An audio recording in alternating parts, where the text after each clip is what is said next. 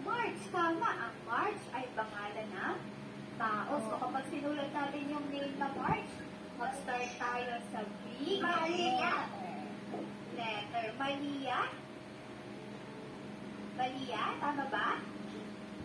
Okay, so pag sinulat natin yung Malia, starts with a big letter A.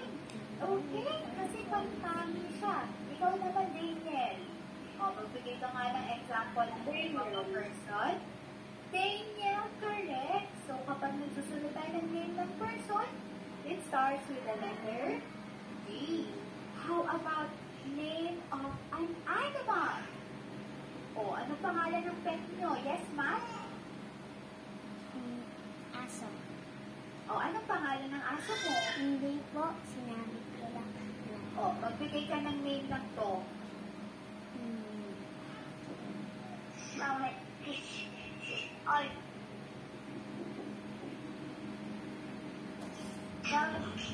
Ay. Again. Charlie. Ay. Okay. Ayan. Sige. Si Daniel. Ano yung Daniel? May sasabihin din daw po si Daniel. Name po ng dog. Ano pong name ng dog? Party. Yan, Party. Pag nilagay natin yung name ni Party, dapat nag-start sa big letter B. Okay, marami pa po tayong examples, okay? Basta lagi natin dadandaan. Kapag name of a person, Travel. Opo, correct po. Okay, name of a person, place, things, objects, or animals, and places. Lagi po yung nag-start sa big letter. Pan-tangi. Meron pa pong halimbawa dito si teacher. Matty. Name of a person. Vivo. Google. Lenovo. Oppo. And YouTube. I know that you are all familiar with this po. Okay, yung Vivo, Lenovo, at saka Oppo, name yan ng things, name ng gadgets. Laptop and cell phone. Yes. Ibon. Tata. And Sana. Opo, ayan. So, yung Oppo at Vivo, cellphone yun.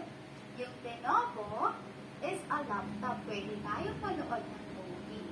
Okay, and also Google and YouTube. Okay, so kung makikita nyo, lahat sila nagsisimula sa big letter. Okay, lahat sila ay halimbawa na pantangi. Maliwanag? Clear? Ano po? Yung cellphone po na Oppo.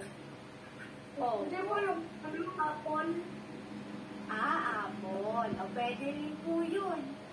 Okay? Ayan. So, next po, okay na tayo sa pantangi. It always starts with a big letter. Sunod naman po tayo ay pambalana. So, ang pambalana naman, tumutukoy sa bibiyak na ngalan ng tao, bagay, hayop o lugar or buo. Ito ay nagsisimula sa maliit na titik lamang. Small letter. Ang pantangi, big letter. Ang pambalana, small letter. Okay? Clear? Ayan. Halimbawa po, damit. Ang damit ay bagay. Lapis, bagay din. Mesa, things, laptop, bahay, objects din siya or things, then kalabaw, or animals. Okay? Pwede rin person. Halimbawa, ate, kuya, mommy, daddy.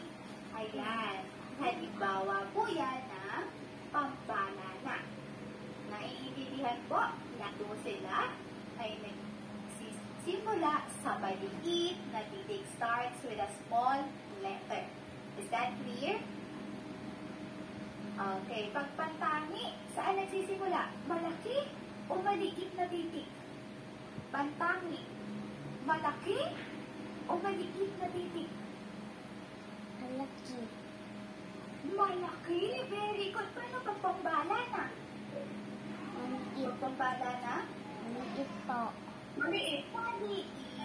Very good. So, is that clear? May question pa kayo sa pantangi at pambalana?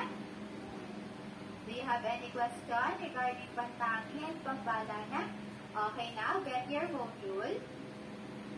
We're going to answer.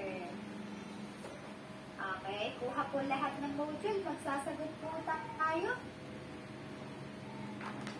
Saki, are you still there, Kuya Saki? Saki. Ayan, magsasagot po tayo sa module. Filipino.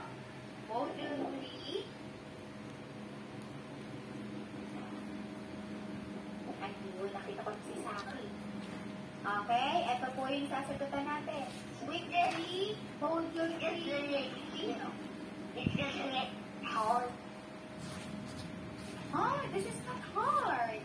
Easy lang to, easy. Okay, always listen lang. Nakita po ba ni Deus? Did you see it, Deus? Daniel, Mat, and Saki? Wala. You cannot hear anything?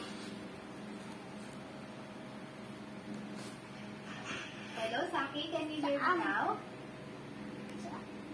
Saan? Saki?